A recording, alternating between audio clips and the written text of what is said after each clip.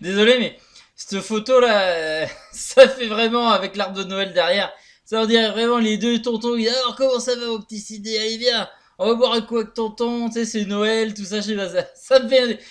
C'est pas méchant contre eux, mais ça donne vraiment un petit côté comme ça avec de revoir Pep et Florian Maurice. C'est tellement. Ça va devenir old school avec le temps hein, finalement. Ouais. Alors après, est-ce qu'on rajoute le côté cool de old school ou plus old peut-être mais bon. Bref, salut à toutes et à tous, c'est Vince Attack et on est là pour parler de voilà de un peu de drama, enfin du petit drama des déclarations à droite à gauche. Voilà, donc comme vous pouvez le voir, OL Sidney Govou allume la direction. Mais qu'est-ce qui se passe? Qu'est-ce qu'il dit? Au passage, Sidney Govou, c'est un joueur que j'aime beaucoup. Voilà, on fait un petit tour de sa petite carrière, enfin une grosse carrière quand même nationale. Voilà. Bon, il a quasiment fait le plus gros de sa carrière à Lyon. En gros, quand t'es supporter de Lyon, quand même, tu connais Sidney Govou, même les plus jeunes, normalement. Voilà, 41 ans, 1m75, il était milieu offensif ailier. Moi, dans ma tête, je l'ai plus connu ailier. Voilà, il a fait un très beau duo avec Liondoula, je me rappelle. C'était pas mal, puis même, il était souvent sur les côtés. C'était la belle époque où t'avais des fois une pointe Malouda, Benzema, Govou, enfin il y avait des trucs intéressants, ou Fred aussi, Malouda, Fred Govou, enfin il y avait Will Tord, enfin bon ça, mais lui il a toujours été là, il a un palmarès de fou, regardez, avec l'OL, voilà, il est resté, enfin finalement, il a commencé à Brive, Charensac, c'est pas loin de chez moi ça, je suis en Haute-Vienne, la Brive c'est vrai c'est juste un peu plus bas, CO-Le-Puy, après il a commencé à l'Olympique Lyonnais en 97. Et il a été de 97 en junior à 2010 à l'Olympique Lyonnais, ce qui est voilà, quasiment plus de 20 ans de carrière à l'OL. C'est extraordinaire. Tout simplement extraordinaire, quoi. Je veux dire, voilà. C'est fou, enfin 20 ans, plus de 12 ans, je dirais, n'importe quoi. Je sais plus compter. Mais voilà, donc après voilà, Olympique Lyonnais B, Olympique Lyonnais de 99 à 2010. Il a fait un petit tour au Panathinaikos à la fin de sa carrière, à Evian, ça j'en souviens, Evian Tono Gaillard. Après il était à l'Olympique Lyonnais B, il a rejoué. Ouais, il avait dû se rentraîner avec l'Olympique Lyonnais B. Il a joué, alors ça je sais pas, ouais.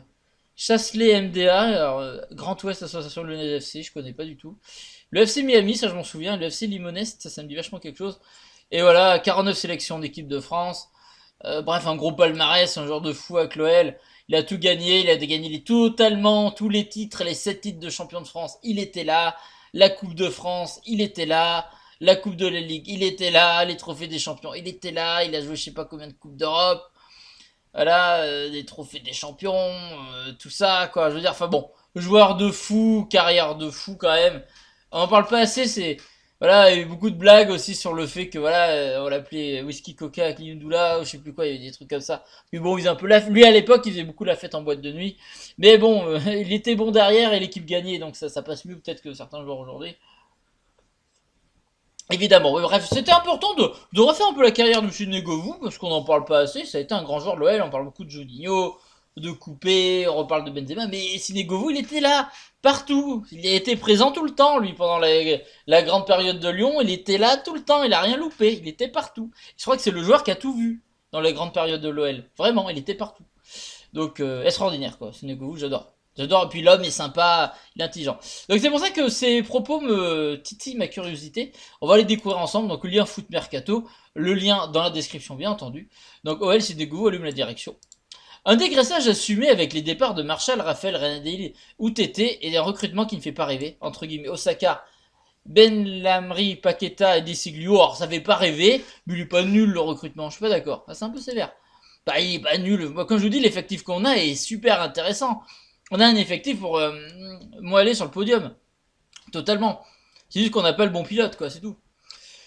L'OL a vécu un marché de transfert compliqué. Au-delà d'une perte d'attractivité du club rhodanien à cause de non-participation à une Coupe d'Europe, certains analysent le problème plus profond au sein de l'organisation lyonnaise. Alors ça, c'est vrai qu'il y a un problème plus profond. Ça ne vient pas que des joueurs. C'est en tout cas ce que pense Inegovu, ancien Gons, qui a remis en question le tout récent organigramme de son club formateur dans Le Progrès. Un mercato, c'est de l'anticipation. Orléans en a manqué. La Ligue des Champions a découlé sur un mercato biaisé, sans anticipation. Ça vient de la façon dont le club est géré. Il y a trop de décideurs à l'OL. C'est l'impression que ça me donne de l'extérieur. Tout le monde était d'accord qu'il fallait dégraisser. Mais l'a-t-on fait avec les bons joueurs? Vendre Martin Tarry est une erreur. Peut-être bien, parce que c'est vrai que c'est un bon joueur. il avait le potentiel pour jouer à Lyon. S'il n'a pas réussi, il faut se poser des questions sur les raisons. Et c'est pas déconnant ce qu'il dit. Deux choses qui sont intéressantes. Alors la plus simple, Terrier, c'est un exemple, mais c'est vrai qu'à un moment donné, il va falloir regarder là dans les prochains mois. Alors Adelaide, je peux pas supporter son comportement. Ça va peut-être nous foutre les boules, mais il faudra suivre ça. Il faudra suivre Andersen. Il faudra suivre peut-être Traoré. Et si, quand même, bon, qu'il y en ait un qui soit bon en partant de Lyon, ça peut arriver. Comme je dis, on trouve pas toujours chaussures à son pied tout le temps. Et tu peux être mauvais dans un club parce qu'il te correspond pas, être bon dans un autre, ça peut arriver. Mais ici, la majorité de nos joueurs qu'on a prêtés ou vendus sont direct tous bons ailleurs. Là, il faudra se poser des questions. Ah, là, il faudra se poser vraiment des questions. Notamment Martin Tari, que j'aimais beaucoup. J'aimais beaucoup ce joueur, mais c'est vrai que les conditions sont pas les bonnes. Et ce qui est encore plus intéressant, finalement, c'est vrai que quand il parle de l'organigramme de l'OL, c'est super intéressant. Comme il dit, il y a peut-être trop de décideurs à l'OL. Je veux dire, des fois, il y a des pyramides, elles sont beaucoup trop rondes. Voilà, quand t'as un directeur, enfin, t'as le chef d'entreprise, un directeur, un sous-directeur, un sous-chef, un chef, et que la pyramide, elle est comme ça, dans n'importe quelle organisation, à un moment donné, il y a des soucis de communication quand c'est comme ça, il y a des erreurs qui sont faites, il y a des infos qui remontent pas. C'est comme dans le monde du travail. À un moment donné, quand vous avez, voilà, un chef, un sous-chef, après, au-dessus, t'as un autre chef, et après deux chefs, qui sont pareils, mais ils ont un autre chef, qui est le sous-chef d'un autre, et qui parle au sous-directeur, et il y a le directeur, et au-dessus il y a autre chose. On s'en sort plus. Enfin, je vous parle de manière générale dans le monde du travail, que comme dans le football. Quoi. Je veux dire, à un moment donné, comment voulez-vous que les infos se passent bien? Certainement qu'à Lyon, des trucs qui se passent dans le vestiaire qui remontent pas assez, et des trucs qui descendent pas assez de communication. Plus il y a d'intermittents, entre guillemets, entre chaque personne, et les liens sont de plus en plus fins et moins imposants, si vous voulez. Et il faut que les liens ils soient plus épais. Vaut mieux qu'il y ait moins de personnes avec des liens plus épais, c'est ce qui solidifie un club et qui fait que totalement, voilà, la communication fonctionne mieux. Du coup, ça donne une meilleure ambiance dans le club. Tout le monde pense de la même façon. Que c'est ça que l'OL. Il faudrait que l'OL part dans le même sens. Ces dernières années, regardez, quand on va Florent Maurice, ça allait pas dans le même sens que Juninho, Kenny allait pas dans le même sens que l'entraîneur, qu'elle allait pas dans le même sens de l'As. Bref, t'avais l'impression que t'avais 4, 5, 6 personnes qui géraient l'OL et personne n'allait dans la même direction. En gros, ça doit être un bloc. Soit tu es président comme Jean-Mimi, tu délègues à Juni, c'est lui qui décide tout. Après, il prend quand même, il fait communiquer les autres. Je veux dire, les idées ça se partage. On n'est pas à dire l'entraîneur il a pas son mot à dire. Si, il a son mot à dire évidemment. Je veux dire, à un moment donné, je parle pas forcément que Rudy Garcia, parce que vous allez vous enflammer, machin, faut pas donner du crédit à Rudy, c'est pas ça. Mais je veux dire, après, l'entraîneur, il a malgré tout son mot à dire, peu importe qui c'est. Faut pas non plus déconner.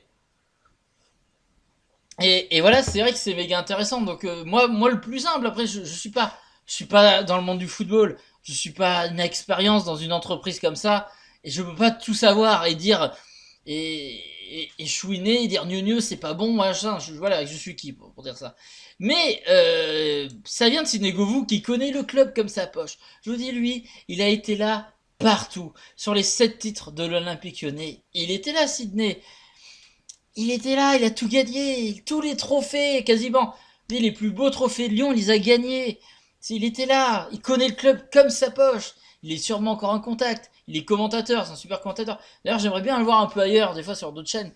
Et je suis vraiment fan. Sydney, si tu vois la vidéo, je suis très fan de toi, autant que joueur que commentateur. Et moi, j'adorais quand tu simulais, que tu faisais ton petit coquino sur le terrain. Ça me faisait marrer. Avec la VAR, ça serait plus compliqué aujourd'hui, mais ça me faisait marrer des fois. Bon, il était filou. On a gagné des matchs grâce à. Il était un peu filou, il nous a fait gagner des matchs quand même. Il était intelligent. C'est un joueur intelligent, franchement. Ouais. Mais j'aime beaucoup, j'ai toujours été là. J'ai toujours été fan de Sinego. Tellement sous-coté d'ailleurs, Sinego. Bon, bref. C'est ma passion du supporter qui reprend le dessus. C'est pas forcément bon. Je m'enflamme un peu, mais voilà, j'adore ce joueur. Et pour moi, si lui le dit, c'est qu'il sait des choses, il a forcément encore des contacts, et qu'il a certainement raison. Donc oui, aussi, peut-être, que la clé pour aussi que l'OL aille mieux, bon oui, c'est vrai que ça serait très bien de se séparer de cet entraîneur. Quand on voit Silvino qui était 9ème à la 6ème journée, que Garcia est 14ème, il faut se poser des questions, donc c'est sûr que l'entraîneur, il y a un souci. Mais, j'ai envie de vous dire, il n'y a pas que ça. Et sûrement comme le dit Sydney, qu'il faudrait peut-être qu'il y ait moins de gens qui commandent ce club, parce que je sais pas, c'est vrai que des fois on a ouillé, je sais pas, on sait pas trop ce qu'il fait, est-ce qu'il est vraiment utile, est-ce que sans le savoir, le pauvre, en mettant toute la bonne intention du monde, il met pas des bâtons dans les roues à d'autres gens, sans faire esprit, bref, trop de monde, c'est pas bon. Trop, ça se disperse trop automatiquement. Et donc peut-être qu'il y aurait moins de dirigeants, mais des dirigeants plus solides, voilà, moins de monde, mais voilà, ça va dans le même sens, on tisse des plus gros liens, parce que moins t'es nombreux, c'est comme si vous voulez, comme une classe. Enfin, je fais des images, hein, mais si vous voulez, comme une classe, quand moins il y a d'élèves, plus t'as le temps de t'occuper de chaque élève, parce que t'es moins dispersé, si tu veux. Donc là, bon, une équipe, ça reste une équipe, il y a beaucoup de joueurs. Mais dans un organigramme comme ça, je pense que moins t'es nombreux, plus t'as le temps de communiquer, de parler, d'avoir des idées ensemble. Que quand t'es je sais pas combien, eh ben t'as forcément que des gens qui vont pas dans la même direction et voilà, sont pas d'accord sur des sujets, machin, vont avoir leur petit ego qui vont se développer, dire non, moi je veux ça, je calerai pas, et machin, et du coup le club il empathie. Et on sait très bien, depuis des années, que on a beau critiquer les joueurs, les entraîneurs, je veux dire, à un moment donné, il y a eu Fournier, on va dire c'est depuis Garde que ça va pas, et encore Garde c'était pas la folie non plus, mais on va dire t'as eu Fournier, t'as eu Genesio, t'as eu Silvino, t'as Garcia maintenant, ça va pas, donc à un moment donné, il faudra un meilleur entraîneur, mais c'est pas que l'entraîneur le souci, les joueurs aussi ça passe, mais c'est pas que ça, et on sent qu'il y a, oui, il y a un souci au fond du club, et il va falloir faire le ménage, pas que, voilà, ils ont fait le ménage dans les joueurs, on va faire le ménage à l'entraîneur, hélas, et faire certainement le ménage dans l'organigramme parce que trop de monde qui dit, même si je n'ai pas de connaissances, comme je vous dis, dans le monde du football ou dans une entreprise de club de foot professionnel ou à l'OL, tout simplement, logiquement, c'est vrai que tu peux pas, voilà, éternellement être 10 000 comme ça et être dispersé, c'est pas bon, c'est pas bon. Donc c'est mon avis et je pense que c'est très pertinent ce que dit Sydney. Et voilà, donc ça fait plaisir. Bon, après, j'ai vu qu'il y avait des déclarations de Florent Maurice. Je vous en parle vite fait, mais je trouve pas ça incroyable d'en faire une vidéo que là-dessus. Puis bon, tout le temps clasher, c'est un peu fatigant. On va lire ça vite fait avant de quitter la vidéo. Ainsi, un lien olympiquelyonnais.com, comme d'hab, le lien dans la description. Mercato, près de Rennes et Nice. Maurice Rennes, surpris par le choix de l'OL. Tac tac tac. Florent Maurice, directeur sportif du Stade Rennais, est revenu mardi sur le départ de Jeff Rennes à Nice. L'ancien joueur de l'OL n'a pas compris le choix de ses anciens dirigeants. Convoité par Rennes, Jeff Redeline a finalement atterri lundi à Nice sous la forme d'un prêt d'un an avec option d'achat. Florent Maurice, le directeur sportif du Stade Rennais, a fait partie ce mardi de sa déception. A fait part de ce mardi de sa déception, excusez-moi. C'est un dossier que l'on a évoqué en interne, effectivement. Je pense que je ne pouvais pas ramener tous les joueurs de Lyon, évidemment, a-t-il indiqué. Mais je ne suis pas non plus certain que l'Olympique Lyonnais aurait fait le même geste en notre faveur pour Jeff René-Adélaïde. Stade Rennais avait formulé une offre de 25 millions d'euros à l'OL pour Jeff René-Adélaïde.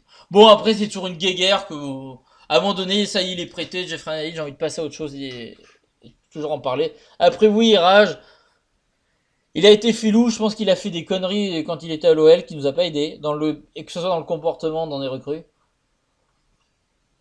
Je sens, mon instinct me dit, j'ai pas de preuves, mais je sens qu'il a certainement dû pousser Jeff René à faire le merdeux aussi. Donc ça, finalement, il a peut-être été plus docile pour la carrière de Jeff Adelaide qu'autre chose. Voilà, c'est vraiment un échec. Et je crois que c'est le premier échec de Florent Maurice à Rennes. Voilà, parce qu'il aurait été peut-être plus malin, il aurait peut-être pu le faire partir peut-être plus intelligemment à Rennes. Ça aurait peut-être été réalisable. Mais je pense qu'il a dû bien pousser pour que ça pète avec Jeff. Et voilà, ça desservit le joueur, l'OL et le Stade Rennais. Donc en fait, ce mec, finalement, a fait perdre tout le monde. Ah oui, Rennes n'a pas de Jeff René-Adélaïde. Jeff René-Adélaïde ne va pas où il veut. Bon, tant mieux, parce que c'est un capricieux, et voilà, il mérite pas d'aller là où il veut. Et l'OL, on a perdu un bon joueur et du temps, et ça nous l'a retourné. Voilà, bon, mais après, il avait le potentiel d'un grand joueur, mais le potentiel aussi d'un certainement fouteur de merde, visiblement. Mais bon, après, avec des si, on sait pas. Voilà, ma petite parenthèse sur Florent Maurice, mais voilà. Bref, n'hésitez pas à dire ce que vous pensez de cette vidéo, que ce soit sur les déclarations de Sinégovo que je trouve très pertinentes, et sur le cas Florent Maurice. Mais après, j'ai envie de passer à autre chose sur Florent Maurice, voilà. Je préfère rester sur les déclarations de Sinégovo qui sont vraiment pertinentes, et c'est très intéressant. C'est vraiment intéressant. J'aime entendre des joueurs parler, des anciens joueurs parler comme ça, c'est tellement pertinent, et même je vous dis, si on n'est pas dedans, on arrive à comprendre ce qu'il veut dire, et c'est vraiment super intéressant. Bref, j'espère que cette vidéo vous aura plu. N'hésitez pas à laisser un pouce bleu, à vous abonner, à partager la vidéo. Merci d'être de plus en plus nombreux à commenter. J'essaie de répondre le plus possible aux commentaires. Et c'est ça, on est de plus en plus nombreux, donc c'est cool. Mais voilà, je vous fais des gros bisous. Prenez soin de vous, vous énervez pas trop. C'est que du football, tout ça. Voilà, on apaise les choses. On se repose. Demain, il y a l'équipe de France. Voilà, on va s'ennuyer devant la télé demain. Mais il y a Houssen qui joue. Ça va. Je le suis juste pour Houssen demain. Je crois bien. Ah non, pour l'équipe de France. Je suis un gros fan de l'équipe de France. Je suis un vrai footix, moi, je m'en fous. Bref, à demain pour sans doute le débrief du match de l'équipe de France. Allez, salut à toutes et à tous, gros bisous tout le monde, et puis à demain certainement. Voilà, allez, gros bisous tout le monde.